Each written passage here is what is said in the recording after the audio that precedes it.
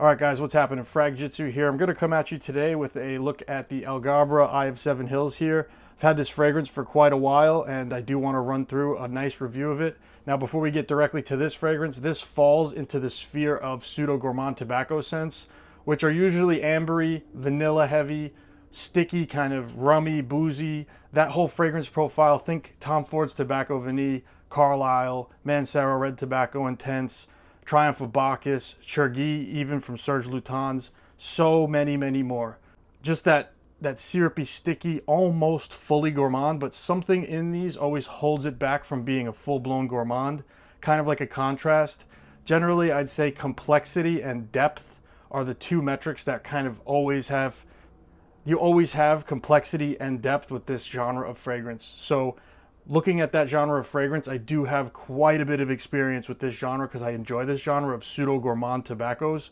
Now, this one right here is a standout for me for sure. Performance-wise, the scent profile-wise, the ingredients, it smells high quality. The price for ml and the actual like experience of owning the bottle and the actual atomizer, the cap, the quality versus the price versus how it smells versus how it wears. It is a deep fragrance, so compared to other fragrances in this genre, it's a deep fragrance. They all tend to have a depth to them, guys, which refers to strong kind of present base notes that everything is built upon.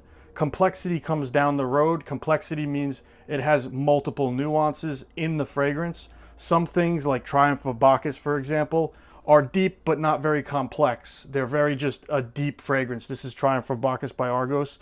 It's more of a deep fragrance, more of a straightforward kind of experience, but it does have that depth instead of complexity.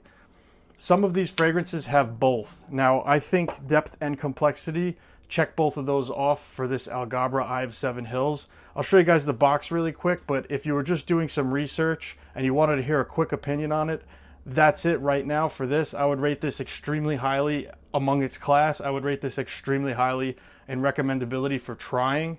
If you even tried Side Effect before, you will like this fragrance. If you even tried Side Effect before, there is, from initio-side effect, there is an uncanny resemblance of that and this. My overall view of this house of Alghabra so far, they all remind me of amped up, modified Western or French fragrances done in like a Middle Eastern twist. So they aren't really clone fragrances. They smell and wear niche. They have a lot of good performance on them. They are a twisted new version of these things, but I got an uncanny resemblance of this to initio-side effect, but this is better. If you had that question in your mind if this was better or not, this has more going on. This has saffron coming off the top in a Middle Eastern kind of way. This has a really good performance on it. Like, I'm talking one of the better performances, and this is one of my favorite fragrances of all time. I'd say the top 15 fragrances ever. I do really like this one, which is why I wanted to cover it, because I'd like to share my experience with this. First impressions were mixed. I blind bought this and I sprayed it, and I remember being a little bit confused at first, which is really just the complexity of the fragrance. As I wore it, I realized it's like a two-part kind of process with this fragrance. It opens a certain way where you get this kind of saffron and you get this complexity, and it is also deep, so it does check all those boxes on complexity and depth, but it also kind of goes into, it gets better and better and better and better. Instead of like a lot of fragrances opening really good and you wish it would stay that way, this opens really good, really complex, but it also gets better and better as you dry down. It has this smooth kind of fruity tobacco body to it. It's a little bit drippy and kind of sticky as well, in a fruity way, in a syrupy way. It's really nice, but it does have this contrasting spicy cinnamon kind of saffron thing at the beginning and throughout the fragrance. There is a saffron touch. If you guys don't really know what saffron smells like, it's a slightly metallic, almost floral kind of experience. It almost is also spicy of a smell. It's kind of one of those ones where once you smell saffron or fragrances that are really like saffron heavy, you will kind of know what I'm talking about if you guys have that reference in your head.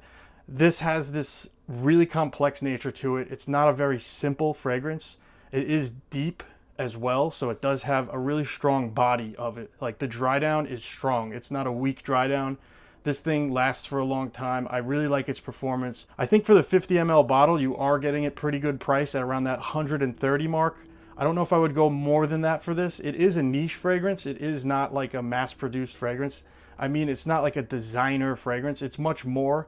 It feels good quality, and I like it. Let's take a look at the bottle, and I'll show you guys kind of the packaging. So on the back inside, you have this really cool-looking sticker of a beautiful scene, and that scene is also on the postcard that comes with this when you open the box.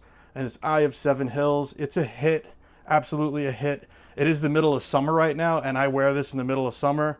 I have no problem with this fragrance all year round. I actually like it in different seasons, although most of the people who are going to use this are going to want it in winter or fall. This is really a king of that kind of season, but I find that I actually really liked it in summer just as much, in the hot heat just as much. Something special comes out. Now, it comes with this little foldable pamphlet, and in the pamphlet, they kind of show you all of the different fragrances that they have, and these little images of each one, kind of like these sort of paintings, and that's Eye of Seven Hills page. And they actually give you the notes here, which I actually do buy it. I kind of believe that they actually put these notes because I smell that complexity in this fragrance, and you can almost get every single little touch of this. There's even a little tiny hint of oud that gives this a lot of character. It's not a stinky oud at all. It says in the top notes saffron, nutmeg, and cinnamon, which really explains that Middle Eastern style of opening.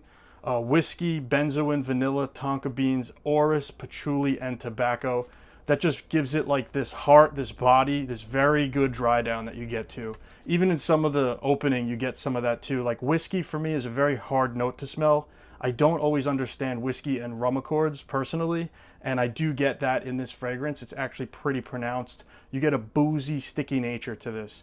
And in the base, you have amber, obviously sandalwood, which I don't really personally smell, cedar wood, which I do kind of get that dry cedar wood, oud just a touch, and woody musk. If you know about woods and musks from my studies, I'm not a perfumer or anything, but I do read about this stuff and I try to study a little bit of it. Woods and musks are very close in chemical composition. They almost look the same. So it makes sense that a woody musk would be in the base. I know that that gives a body to it, kind of a fluffiness to it, kind of like a backbone. So it's built on a really strong base, and it's built upwards nicely in a complex and deep way. The power on the wearing experience is basically one of the better ones I've ever had, especially in this genre, because it actually has some complexity to it where a lot of these kind of start really good and then they taper off and then they get like one or two note kind of dry down. This thing actually keeps that fruity, syrupy nature with that ambery kind of warm stickiness, and it just really holds together really, really nicely. It's a very harmonious blend. I really do enjoy it. Guys, a lot of these fragrances in this genre, such as Mancera-Red Tobacco Intense, it's similar, but this one is not fruity really. It's more of like a leather-dominated wearing experience that gets like sweet, vanillic, ambery. And if you actually are into Alexandria, guys, like I am, Hafez 1984 did a really good job capturing that Mancera-Red Tobacco Intense kind of experience. So this Hafez 1984 actually does a really good job getting this experience if you guys really want to go super cheap. But I'd say that's a toss-up. Even Centurion or Creed Centaurus is in this genre, in my opinion. It does have a little bit more pronounced sweetness and a dialed back tobacco kind of body to it, but it's undoubtedly has that masculine edge that keeps it from being like an edible, syrupy dessert kind of fragrance. Even Chergui from Serge Lutens, which I'd say amongst all of these fragrances that I just mentioned, this is the must try for sure. Serge Lutens Chergui. I know it's a very hyped fragrance on the community in Frag-Com, but for me it was one of my favorite discoveries of all time. One of the best fragrances I've ever worn and smelled. I do have some experience with this, and I really, really love this honey tobacco kind of thing here. It does have that PSEUDO-GOURMAND-TOBACCO quality to it, but done in a masterful way. Absolutely. 2005 release right here. I think it came out even a few years before that as a private thing, and then they finally released it to the public.